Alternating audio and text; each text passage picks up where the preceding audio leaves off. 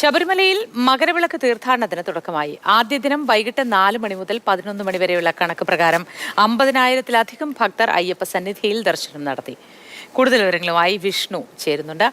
Vishnu, good morning. Ayyappa സന്നിധിയിൽ എങ്ങനെയുണ്ട് തിരക്ക്?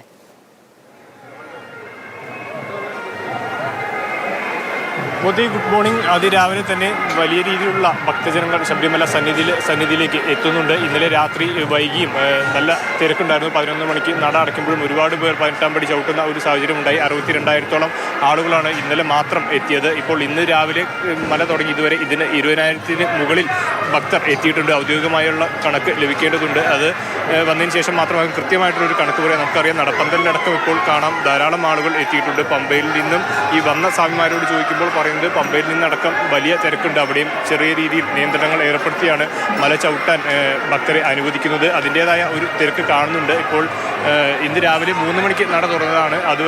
അതുമുതൽ ആളുകൾ ഭക്തജനങ്ങൾ ക്ഷേത്ര ദർശനം നടത്തി വരുന്നു. പിന്നെ ഈ കഴിഞ്ഞ 2-3 ദിവസം 26-ാം തീയതി നട അടച്ച ശേഷം ഇന്നലെ വൈകിട്ടോടെയാണ് ഈ നട തുറന്നത്. അതിൻ്റെ ഒരു തിരക്കാണ് പ്രധാനമായും ഉള്ളത് എന്നാണ് പറയുന്നത്. അപ്പോൾ ഈ അവധി ദിവസം വന്നതിനാൽ ഒരുപാട് ആളുകൾ ഇപ്പോൾ അയ്യപ്പ ദർശനത്തിനായി എത്തിയിരിക്കുന്നത് കേരളത്തിൻ്റെ പുറത്തു നിന്നുള്ളവരാണ് ധാരാളമായി എത്തുന്നത്. അപ്പോൾ അതിൻ്റെ ഒരു തിരക്കാണ്. ഇന്നലെ വൈകിട്ട് നട തുറന്നെങ്കിലും ഈ അഭിഷേകം തുടങ്ങിയ കാര്യങ്ങളൊന്നും ഇന്നലെ ഉണ്ടായിരുന്നില്ല. ഇന്നലെ അയ്യപ്പനെ ദർശിക്കാൻ മാത്രമുള്ള സൗകര്യമാണ് ഭക്തജനങ്ങൾക്ക് ഉണ്ടായിരുന്നത്. അപ്പോൾ ഇന്ന് രാവിലെ മുതലാണ്, ഇന്ന് 3:30 മുതലാണ് അഭിഷേകങ്ങൾ ആരംഭിച്ചത്.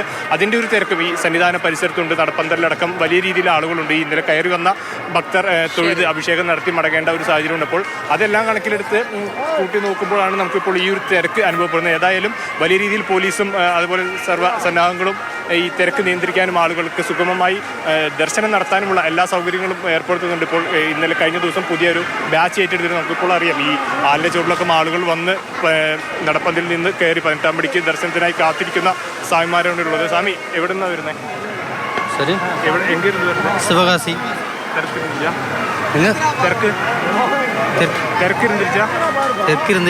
തിരക്ക് പമ്പയിൽ നിന്ന് വരുമ്പോൾ கூட்டம் இருந்தது. എവിടെ നേരം ക്യൂ ഉണ്ട്? அது 12 மணி நேரம், 12 hours.